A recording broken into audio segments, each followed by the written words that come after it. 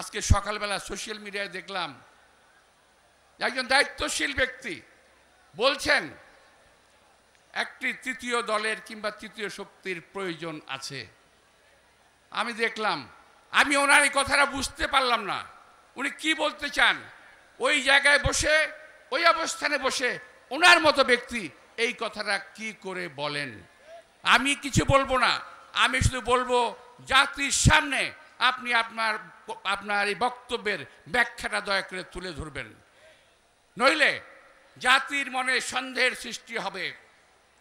আমাদের নেতা বিএনপি মহাসচিব বারবার বলছেন আমরা আপনাদেরকে সময় দেব, যথাযথ সময় দেব, আমরা প্রয়োজনীয় সময় দেব। তার অর্থ এই নয় যে আজীবন আপনাদেরকে আমরা সময় দেব, এই কথাটা মনে বললে হবে না। কিন্তু আপনার ওই বক্তব্যে মনে হচ্ছে আপনার বোধহয় আজীবনী ক্ষমতায় থাকতে চান। সেই চিন্তা করবেন না, সেই দুঃশাসন, সেই দুশ্চিন্তা করলে কিন্তু ভুল চিন্তা করবেন। করেন না, 1000 রাজনৈতিক দল করেন, কোনো অসুবিধা নাই।